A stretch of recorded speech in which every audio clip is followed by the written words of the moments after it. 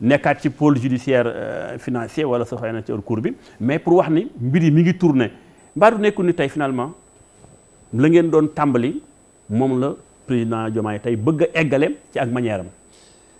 xam nga toog di def yenn allégations yi. en face des Sénégalais je pense que c'est un peu de manque de respect à nos compatriotes qui nous suivent. comme ban allégation ngay wax. nga def allusion. conc ñoom dañ ko utiliser politiquement mais président de waxu conc rek dafa argumenté. mooy suite aux événements de Cheikh Béthio. bu gars yi di attaqué. ministre de l'intérieur boo mu amoon ay yàqu-yàqu ñëpp fekk nañ ko. mu ne am na loo xamante ne. soo ko xamee soo xamee ne soo ko laalee mën na indi problème ci réew mi. je préfère. passé. bañ ko laal daal. bàyyi ñàkk a def yenn yi. te loolu je pense que ñun ñëpp ay sénégalais lañ. war nañ am le sens de la responsabilité. mais le sens du pardon. ci contexte boobu la ko wax. ñoom nag ñu jël ko. politiquement ne ay rapport la def ci conc te kenn mosu dégg président Macky Sall. ndax nekkul ni boo nee président Sall dafa argumenté ci kaawu Cheikh Béthio jamono booba mais kaneen danaan pourquoi kon mu teggi concoom ci dossier wu Karim Wade ca kër yi. non booba ñu ne ko woon sax yaa moom aéroport international u Malabo. ñu ni ñaanga milliard bari lool finalement. damay ñëw rek waaw baaru conc bi xëy na am fu muy. waaw mais loolu ça n'avait rien à voir. ak le cas de Cheikh Béthio. D'accord. et du ma dugg ci fee yi parce que sëñ Béthio kilifa la ci réew mi. am na ñu ko gëm am na ay talibé respecté naa dignité seen talibé ak respecté naa njaboot seen dignité aussi. du ma dugg ci détail yooyu. non pour naa dugg sax parce que loolu taxu ñoo jóg carré ma li tax a jóg mooy tey justice manière bi nga xam te lu doxale exactement. li may wax mooy moo doyen laal nu mu waxee ci Farba. c'est à la limite des propos haineux. parce que en réalité soo waxee ne nit ki warul jóge Fuuta ñëw Dakar am fi kër. loolu véritablement c'est de la haine. et c'est de méconnaître aussi la décision divine parce que Diomaye Ndiaganiao la jóge au fin fond de la campagne. non loolu moom wax naa ko nee naa ko Sénégal ku ne am nga droit ku jógee ci ma ak Pekes am nga droit ñëw Dakar am fi kër am fi c'est-à-dire que donc ça c'est de la haine viscérale envers Farba Ngom et c'est manifeste. et je m'attendais pas un doyen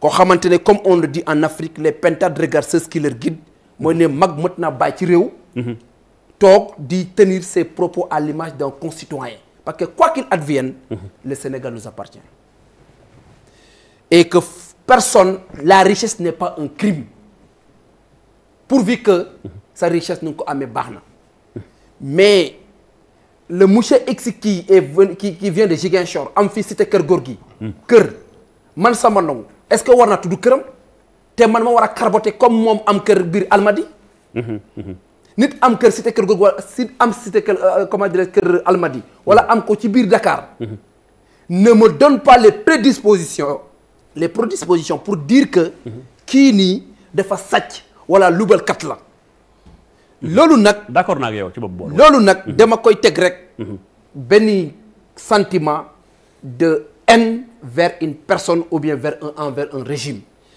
et je pense que ñun ak Abdoulaye Wade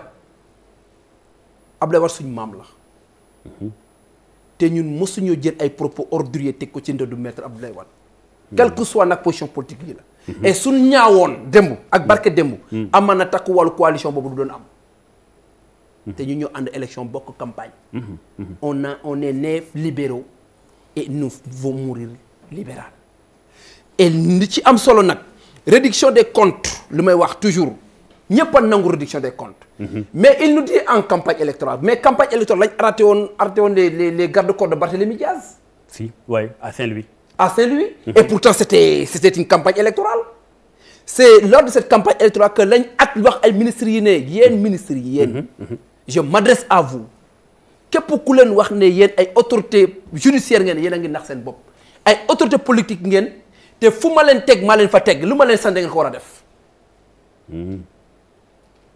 mu wax Farba Ngom menacé ko ne ce sera ta dernière élection ma ne ko non du yàlla du yonent fii yàlla taxawaat assemblée nationale je vais effacer mais qu'est-ce qui est beaucoup plus grave que ça kilifa ñu xam ne à part le président de la République et le président de l'Assemblée nationale yaa ci topp ci responsabilité ci influence ci li nga xam ne yoo war a doxal vision président à travers le gouvernement yenn propos yi suñ déggee ñu koy wax suñ bëggee wax ne actuellement même ñoom lu ñuy def c'est la réduction des comptes man damay wax ne c'est pas de la réduction mais c'est un règlement de compte mais pourquoi nga jàpp ne règlement de compte la pourquoi ana argument bu taxaw bi pourquoi on ne peut pas rester là à distiller l'eau qui s'est déjà éparpillée xam nga ndox mi nekk déjà da nga jàpp ne leer na ba pare li tax lu leer ba pare mais expliquer ñi si daal mën a comprendre non xam nga 2 ou 3 mots ñu mën a xam exactement lu xew li ci Mansour Faye am na vidéo boo xamante ne mu ngi fii ñu doon accuser Mansour Faye ne ñoom suñu yéegee Mansour Faye mu ngi ci seen viseur Farba Ngom dem nañ wax ci moom parce que y avait un rapport waaw mais rapport xam nga man nangu naa waay nga bàyyi autorité judiciaire am def liggéeyi justice yow en tant que chef du gouvernement nga doxal li nga xam ne mooy vision président de la République ak seen vision projet dëgg la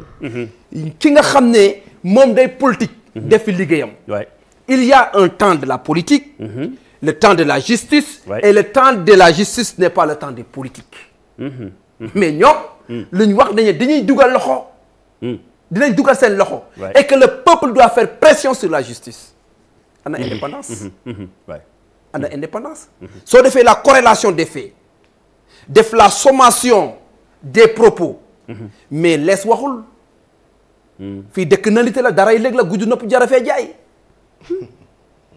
li ci am solo nag koo gis lépp looy def ci sa àdduna wala loo koy wax rek na nga toog sa tiiraay bamel parce que koo gis na nga xalaat xam ne da ngay dee ëllëg ci biir ba lépp looy wax ci àdduna rek nga nekk mag nekk xale na la leer ne un jour viendra entre l'inspiration et l'expiration l'âme peut partir la fa xaj bari na mais monsieur Ndong Samba dama gis ni bu ñëwaatee un peu ci 2012 moment bi nga toll nii nga am loo yëg ci métit ak jaay doole am na ko yëgoon jamono boobu féete woon ci beneen position booba ngeen nekk au pouvoir ñu ay ko génn réew mi le procureur boobu Aliou Ndao maa la koy wax sàng dressé woon liste 25 personnes ñooñu tey jamono booba métti woon na le moment où booba goro président Macky Sall Mansour Faye bi ñu ko waxee ci mbirum ne mu géré woon mbirum fond Covid bi may fàttali ko un confrère Babacar Fall laaj ko mu ne ko boo ci dellu ma porte la plainte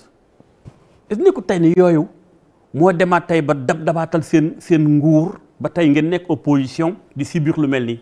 non xam nga li xew nii dañoo mës a am haine ci biir ci APR parce que jag nañ ay déclaration bu ñu ay opposition ne pour yow haine la quoi su ngeen demee ci kër yéen i res ci kër APR ay milliards a ngeen fay fekk entré ngeen ba fees ba mot ay doole ba yor seen doole ay déclaration ba dégg nañ ko fii déclaration xamante ne amaan na li nga xam ne ñun tam nañ ko ci politique ak ñoom Léopold Sédar Senghor ñoom Abdoulaye Wade ak Abdou Diouf Laye Ndiomboor bopp bu amul karaw atanul réew xëy ci toonante yooyu noonu xëy ci bon voisinage boobu nga xam ne politique de gentleman la loolu dafa jeex bu Pastef yéegee ci pouvoir ñëwee ci mais est-ce que loolu bu président Sall nekk au pouvoir doon na tooñee waa Pastef jamono bay nekk opposition ñoom itam maanaam fexe woon ba booba lien yi nekkoon lien politique ak tooñante ay cousin képp ko xam président Macky Sall nga xam ne c'est un homme de décence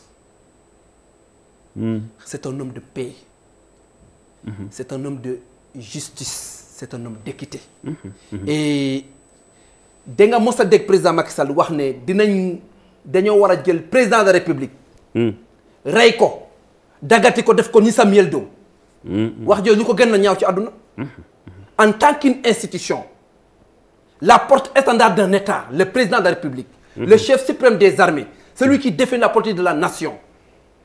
Un opposant su amee benn aura ba di wax genre propos yooyu noonu. mais président nekk un homme de résilience de paix, de stabilité xam ne amaan na li propos politique kese la jarul topp mais ñun on le fera pas. parce que Diomaye malgré suñ opposition yéenoo ma ko loolu yéenoo ma ko feebar sax mu dem hôpital waxatuma ay déerayante ay dagate doomi aadama lu may wax rek. gis nga cette relation animalière qu'on est en train de s'aimer dans l'environnement politique. c'est extrêmement dangereux. te nit da ngay xam rek li ngay ji. mais doo xam rendement bi ëllëg ci biir. mën na baax te mën na bon. te Sénégal lépp lu bon ñun ñëpp lay bonal. donc nañ jiw lu baax. nañ ji lu baax président Macky Sall nag. je dis. fi nga daane la. que ñun. on ne connaît que la politique de la justice et d'équité accablement bi nag. di wax ñoom duñ wax sax ne ñii il ne parle même pas de la présomption d'innocence koo wax ci ñoom ñu ne ñii ay sàcc lañ. dañoo sàcc dañoo luubal te kenn ci ñoom amul preuve kii lu mu wax ni sànq far nga moom su ko porté woon plainte ne ko génneel ma preuve yi nga wax ni lii la. du la wax ne lii ak lii la xam nga doomi aadama man xale laa. mais Cheikh Ahmadou Bamba moom laa yaakaar.